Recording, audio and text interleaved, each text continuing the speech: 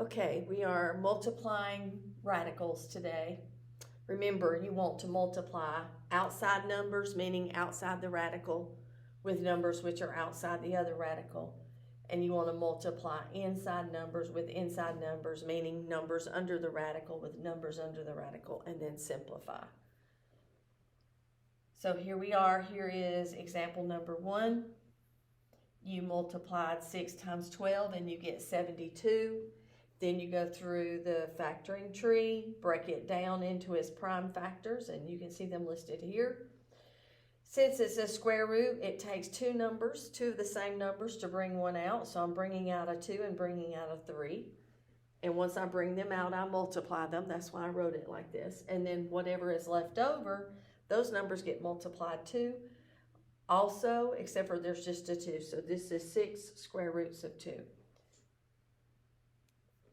Same thing here. You want to multiply the outside numbers with the outside numbers and the inside with inside. So I multiplied 2 times 3. Those are both outside. That's 6. 5 times 12 is 60. Then I went through the factoring tree and got these factors. And it takes 2 to bring one number out. So don't forget about your 6 over here. 6 times 2. And 3 times 5 is left on the inside.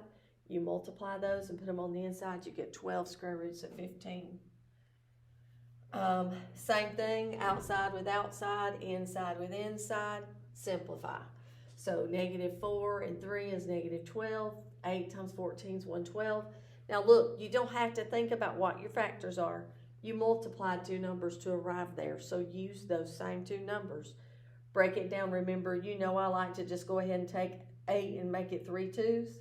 14 is 2 times 7, and then it takes 2 of the same number to bring one out. We had a -12, want to multiply by 2 and by 2, and then there's just a 7 left on the inside. So -48 square roots of 7.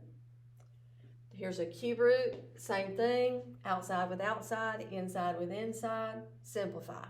So I put a 3 because I don't have a number on the outside here, so just put 3. 4 times 36 is 144. Notice that I just kept those same 2 factors. I broke them down. This time it takes 3 of the same number to bring one out. So 3 2s is coming out. So 3 times 2. And then I multiply all of these. This is 9 times 2, which is 18. So 6 cube roots of 18. Same thing here, only we have a variable now. So I have 2, and then 3 times 16 is 48. R squared and r to the 4th is r to the 6th. Remember, when multiplying exponents, you add them. So this is r to the 6th. And I broke this down again. I used the 3 and the 16, and 16 is 4 2s. You can go through the motions of breaking that up further if you want to, breaking it down.